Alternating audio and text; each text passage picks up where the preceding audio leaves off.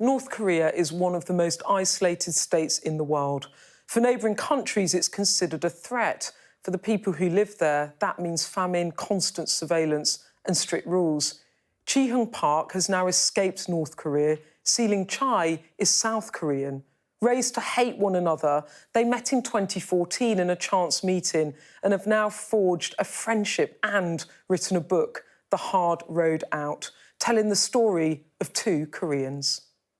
Thank you so much, both of you, for joining us today. It's really great to meet you both and for you to tell the story, which I hope viewers will find interesting. Thank you. You've just published a book, The Hard Road, which you wrote together, which tells the story of your life, Jihyun. But before we get on to how you met and the collaboration, can I start with you? You now live in Bury with your family, but that's not where your life started, was it? Yeah. What was it like growing up in North Korea? When I lived in North Korea, I didn't get any information from outside the countries, so we didn't know too much about what happened in outside the country. So in North Korea is called their socialism country, but that is not true. That is a totalitarian dictatorship country. So every morning we wake up same times. It's 5 a.m. You know, there is in apartment. It's a captain. It's shouted to us, "Wake up!" So almost like being in prison, in a prison, really. That's true. That is 21st century's is prison in North Korea, and also modern slavery lives in North Korea nowadays. When you were growing up there, though, you said that it was very isolated. You couldn't, you didn't know what was happening outside of North Korea. Did you feel unhappy, or did you just accept that that was your existence, that was your way of life? Because we are slavery, so slavery is never talked about the future or next moment or something that. So we always are happy with the government. It's not personal happiness. It's always is political happiness. Something happened to you in that you wanted to escape. You fled North Korea. What was the thing? What happened in your life that made you think, I have to leave? Very, very few people ever leave North Korea and come to tell a story, do they? So how did that come about? That is my father's courage. You know, my father had been loyal in a Workers' Party in North Korea, and he always duty and respected to government. And he also talked to us, when you grow up, you also join the work party and respected your religion. But this 1998, that time during all those March, and 3 million people died of starvation. This was the famine? Yes, famine. Yes. And my uncle also died of starvation in front of me. Your uncle died. And my younger brother had these problems. So my father's last wish was save your younger brother, so leave North Korea. So that time I didn't understand why, but that is my father's courage bring to nowadays my freedom. So you fled with your younger brother because of the famine, and yes. your other brother said you must leave the country. Your uncle had died, so you fled to China, basically because you were fearful of the famine and that you would starve. Yes, yes. So you didn't flee for political reasons, you fled for survival. Then what happened to you in China? Once in China, its language also different, but I never talked about the language problems. First, I met that is Korean Chinese people, and he lives in not is big houses, is kind of poorest is bungalow, but they have lots of rice, eggs, and meat. Yes. So he gave to us this nice meals. Yes. I was shocking because socialism country is a great country, but China is not a socialism country. But these people is always full amount eat white rice. Yeah. Well, they had much better food than you. Yes, yeah. But then you had a child in China. What happened? Did you have a child in China, or you were sent back to North Korea? What happened to you? Because it was the first memories a Chinese person gave to us a nice meal, but not all people nice to us. Yes, so then I was a human trafficking, sold to Chinese men. You were sold. Yeah. How old were you? That time I was 29. Yeah. Oh, so sorry, that's so horrible. This is not only is my experience. That is all North Korean female and girls' experience. And this is nowadays is smugglers, human traffickers. They waiting the border areas, kidnapping females and girls. And so you were trafficked, you were sold to Chinese men, and you became pregnant. Yes, yeah. And then you were sent back to North Korea. Yeah. So my child was born in China, and he was a statelessness child because Chinese government never accepted to him in China, and so they never gave to them identifications. So my son was never been to hospital. Did he come back? He didn't come back with you to North Korea? Yes, yeah, because he was born in China. Yeah. He's not original North Korean. So I alone sent back to North Korea because Chinese government never accept refugees in China. Was it awful? That's awful, and I think people can't imagine what's happened inside prisons. When we sent to this political, first we sent to security prison camp, and we went to today, and they first is body searching. We just is off all clothes and body search it, and that is not the female guy, it's males. And then you were sent back to North Korea and you escaped. You escaped for a second time. Yeah. How does that happen? What happened? You know, the first time I lost all family members. My brother died in North Korea, and I lost my younger brother too, and I still don't know my younger brother survived or not.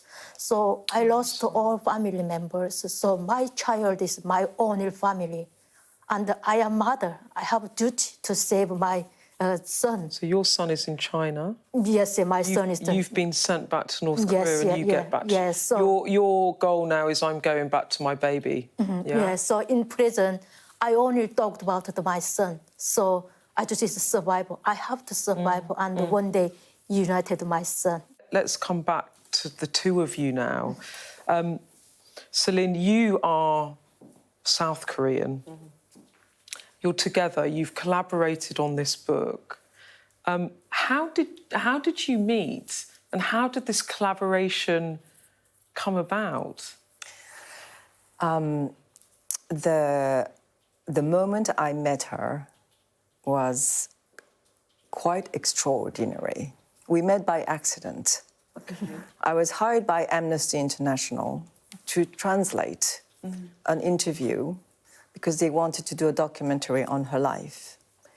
Okay. And just to give you a little bit of context, I grew up in South Korea because my elementary teacher told me so, that North Koreans had red horns on their head,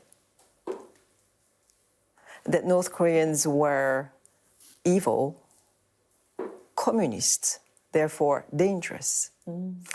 And when I found myself sitting in front of her like this, here I was thinking, what am I doing here? How am I going to justify this to the Korean government? Mind you, the two Koreas are still at war. There is a national security law in place that prevents us from engaging with each other. I have to report myself to the South Korean embassy, otherwise I'm going to get into trouble. So all kind of things go through my mind. So you initially felt quite hostile. Is that fair to say? You felt hostile? Oh, it's more than hostile. You were afraid? I was afraid. I was regretful that I was there. I was shocked, just the stories that she's telling you today. The story in and of itself is shocking enough, but then exponentially shocking for me because I had to digest what was happening to me, given the background I grew up with. Yes. And my father was a South Korean diplomat. Yeah, so you had to completely recalibrate everything you thought about North Everything Korea. that I was told was all of a sudden completely all thrown up in the air.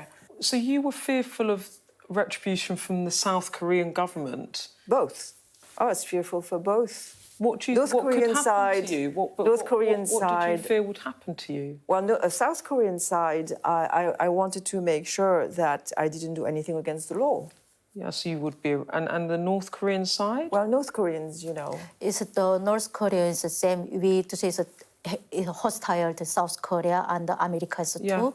The purpose of this book is telling your story, but I mean, now you've explained that to me, a South Korean and North Korean writing a book together. I mean, that blew that one apart, didn't it? I mean, that's quite politically for people in South Korea. This is a massive deal, right? It was personally a very difficult situation to be in. But apart from that original trauma, with time, not that I turned the page ever, this woman changed my life 8 years ago. Yeah. So I never turned the page, but there was this desire of finding out why is it that I was so shocked by this event, what is going on.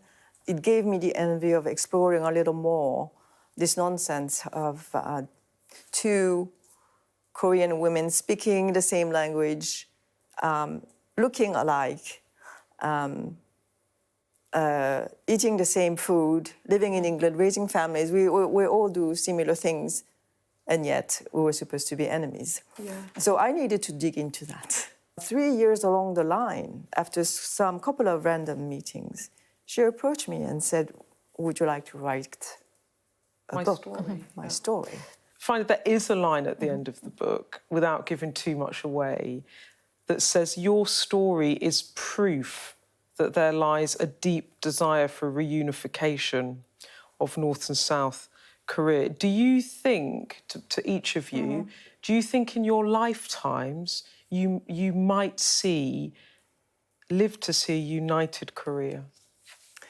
I would like to say that, not knowing the answer to that, at least there are things that we can do to prepare for an eventual reunification.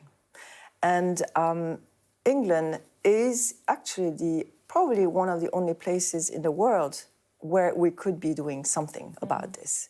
Because as you know, there are about 800 North Korean refugees living in the UK, about 30,000 South Koreans. And we can practice living together. And Jihyun, what do you think about that? I mean, you grew up in North Korea, now you have Kim Jong-un. Do you ever see a world where there won't be a totalitarian state in North Korea? Can you imagine it, or do you think it is impossible to achieve? My hope is now because Britain is joined the Korean War, so Britain is still the empowered country and still the power. So British society have been teaching again to people how is communism and socialism is affected our society and they destroyed our freedoms. So that could be changed our mind first and then people truthfully looking for what happened inside North Korea. Yeah. Well, look, hopefully your book, The Hard Road, will begin to tell that story and people will read it and better understand the divisions. Well, thank you both for coming in and talking to me, and thanks for telling me that story. It was really a pleasure to meet you both. Thank you. Thank you so much for having us.